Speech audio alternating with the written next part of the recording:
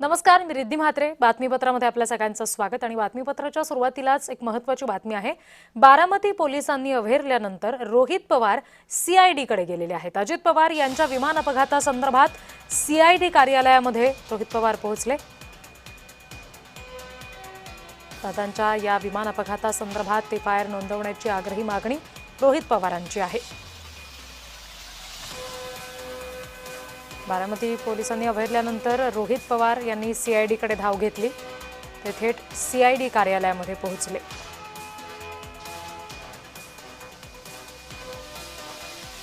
रोहित पवार यांनी सुरुवातीपासूनच या अपघातासंदर्भात व्हीएसआर कंपनीविरोधात एफआयआर दाखल करून घ्यावी अशी मागणी केलेली आहे. मात्र ती दाखल करून घेतली जात नाहीये. त्यामुळे रोहित पवार आणखी आक्रमक झालेत.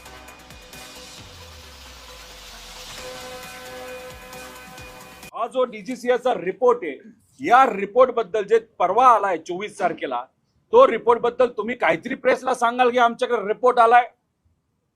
तिथं चर्चा करत असताना त्यांचं म्हणणं आलं की हा रिपोर्ट अजूनपर्यंत आम्ही बघितलेला नाही.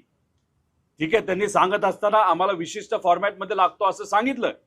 आणि पण हा रिपोर्ट सगळ्या प्रेसवाल्यांकडे आहे, डीजीसीएच्या ऑफिशियल वेबसाईटवर आहे.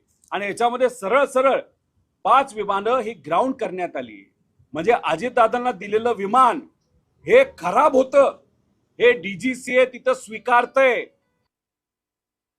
आमचा जो विरोधी पक्ष आहे तो आज भ्रमितही दिसतोय आणि संभ्रमितही दिसतोय. आणि म्हणून माझी सूचना आहे की भ्रमात राहून धावण्यापेक्षा संभ्रमातनं बाहेर पडण्याकरता शांतपणे विचार करून वडेट्टीवार साहेब आपले मुद्दे जर मांडले तर महाराष्ट्राच्या हितामध्ये तुमचंही कॉन्ट्रीब्युशन हे मोठ्या प्रमाणात वाढेल. तर सीआयडीने या सगळ्या संदर्भात पत्रकार परिषद घेत काही खुलासे केलेत. पुरावे तपासल्यानंतरच खरं काय ते सांगू शकू, असं अजित पवार विमान अपघात प्रकरणामध्ये सीआयडीकडून भूमिका स्पष्ट करताना सांगितलं गेलंय.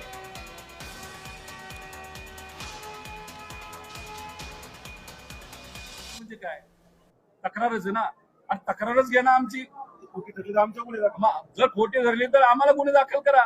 आणि जी इन्व्हेस्टिगेशन चाललंय सीआयडीचं असं ते म्हणतात, ते ऍक्सिडेंटल रिपोर्ट वर चाललंय. आणि पण त्याला दुसरा अँगल आहे, तो अँगल आम्ही सांगण्याचा प्रयत्न करतोय. आणि डीजीसीए सरळ सरळ सांगते की आम्ही 5 विमानं ग्राउंड करतोय, त्या विमानात प्रॉब्लेम आहे. आणि पण प्रॉब्लेमॅटिक विमान अजितदादांना का दिलं हा आमचा प्रश्न आहे. आणि म्हणून आम्ही म्हणतोय एफआयआर करा. आणि या बाबतीत कुणी टेक्निकल बोलत नाही. जर या तपासामध्ये घातपात म्हणजे क्रिमिनल कॉन्स्पिरसी कट वगैरे किंवा क्रिमिनल निग्लिजन्स, कुठला रॅश ऍक्ट, कुठला निग्लिजंट ऍक्ट किंवा कोणत्याही प्रकारचे गुन्हेगारी कृत्य जसे की इलिगल ओमिशन इत्यादी असे निष्पन्न झाल्यास यंत्रणा ही म्हणजे सीआयडी ही योग्य अशा कलमांखाली गुन्हा दाखल करून त्याचा उर्वरित तपास पूर्ण करून न्यायालयामध्ये अभियोग चालवण्याची तजवीज ठेवलेली आहे. या संदर्भात आणखी तपशील घेऊयात. प्रतिनिधी अविनाश परबत सध्या आपल्याशी जोडले गेलेले आहेत, त्यांच्याकडून. अविनाश. नक्कीच आज जे आहे रोहित पवार यांनी सीआयडी कार्यालयात आले होते आणि त्यानंतर त्यांनी जे आहे आमची एफआयआर का घेत नाही असा पुन्हा एकदा त्यांनी उद्गार पत्रकारांसमोर काढला. परंतु मी गेल्या अनेक दिवसांपासून ज्या या संपूर्ण घटनेवर जे आहे वेगवेगळ्या प्रकारे पत्रकार परिषद घेत आहे. ते मुंबईमध्ये असेल, पुण्यामध्ये असेल किंवा बारामतीमध्ये असेल, दिल्लीमध्ये जाऊन देखील मी पत्रकार परिषद घेतलेली आहे. त्यानंतर या सर्व माहिती जी आहे हे पोलिसांपर्यंत, सीआयडी पर्यंत ऑलरेडी पोहोचलेली आहे. असं असताना देखील सीआयडीने मला स्वतःहून बोलवून या सर्व घटनेच्या बाबतीत तुमच्याकडे काय काय माहिती अशी विचारणा करायला हवी होती असं रोहित पवार यांनी सांगितलं. परंतु सीआयडी कडून मला बोलवणं आलं नाही. परंतु मी स्वतः आज येऊन सीआयडी कडे सर्व माझ्याकडची जी माहिती ती संपूर्ण दिलेली आहे. तर त्याचप्रमाणे मला सीआयडी यांच्याकडून सांगण्यात आलेलं आहे की तुमच्याकडून यापुढेही काही अजून तुम्हाला याबाबत काही माहिती आली तर आमच्यापर्यंत आमच्या तपासामध्ये मदत होईल. त्यामुळे तुम्ही तुमच्याकडे आलेली माहिती आमच्याकडे द्या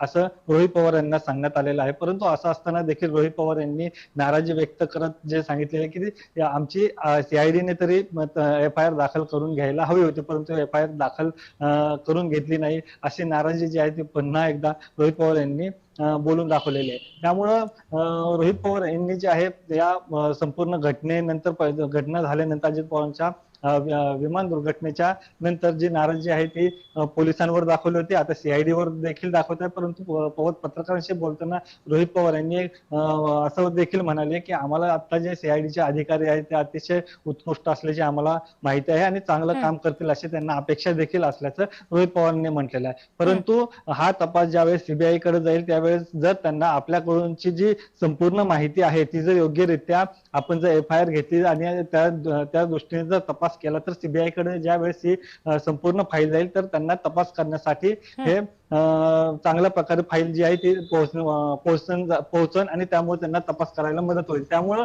रोहित पवार यांचा जो रोष होता तो FIR न दाखल करणं याच्यावर जो आहे तो रोष आपल्याला आज देखील त्यांचा पाहायला मिळाला.